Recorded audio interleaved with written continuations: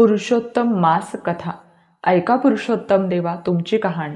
सर्वांनी वाचावी, सर्वांनी ऐकावी, श्रद्धा धरावी, पुरुषोत्तमाची पूजा करावी. पुण्य मिळते, पाप पळते, मणी धरावे ते मिळते, जन्माचे सार्थक होते. अवंतीपूर नावाचं एक नगर होतं. तिथे दोघे भाऊ राहत होते. मनानं श्रीमंत परंतु धनानं गरीब.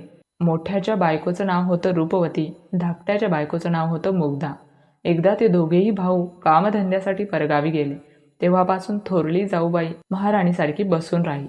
धाकट्या जावेकडून बटकीसारखी काम करून घेई. तिच्यावर सारखी आग पाखडी.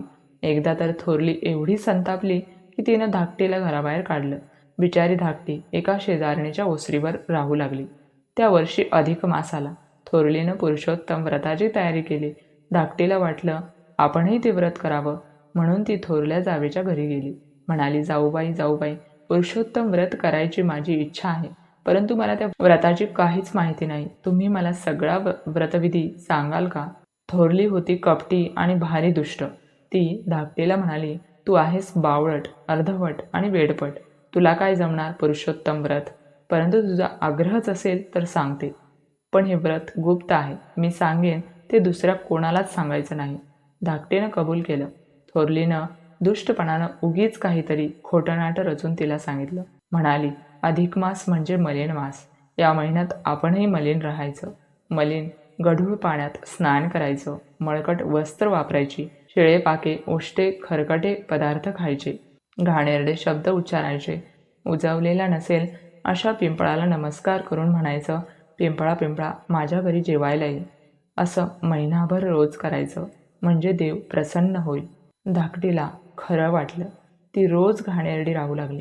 पिंपळाला नमस्कार करून आपल्या घरी जेवायला बोलावू लागली. होता होता उद्यापनाचा दिवस आला.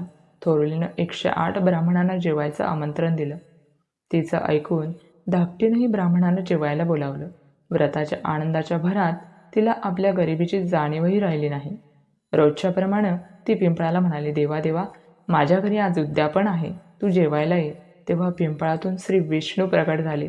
तिचा भोळा भाव आणि खरी भक्ती बघून तिला म्हणाले, ठीक आहे, मी जेवायला येतो.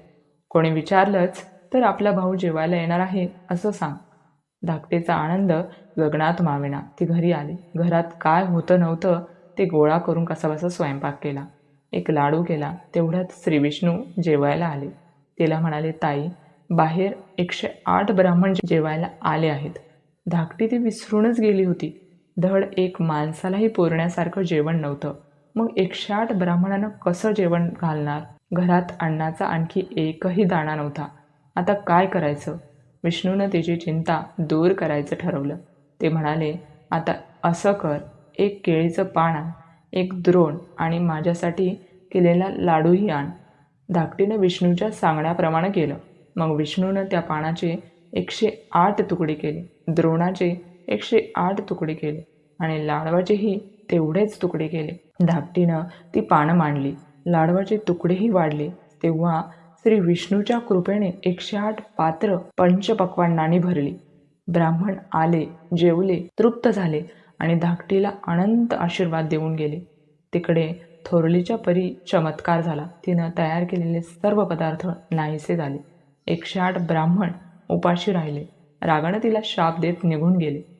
परंतु धाकटी अगदी गरीब आहे. तशात आपण तिला खोटनाट सांगितलं आणि तरीही तिनं 108 ब्राह्मणांना भोजन कसं दिलं याचं थोरलीला नवल वाटलं.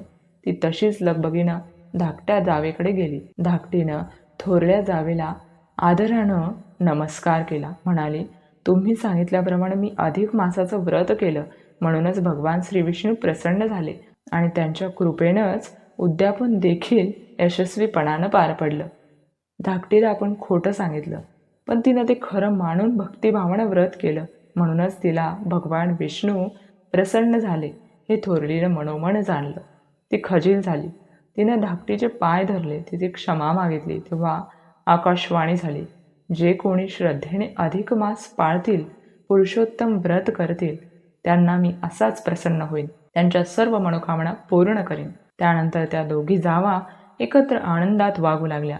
श्री पुरुषोत्तमाच्या कृपेनं त्या दोघींचा संसार सोन्याचा झाला. दोघी जावा सह कुटुंब सह परिवार पूर्ण सुखी झाल्या. त्यांना जशी सुख संपत्ती मिळाली तशीच त्या श्री पुरुषोत्तमाच्या कृपेने तुम्हा आम्हाला मिळो. ही 60 उत्तरांची कहाणी 5 उत्तरी सफल संपूर्ण. ओम विष्णवे नमः. विष्णवे नमः. विष्णवे नमः.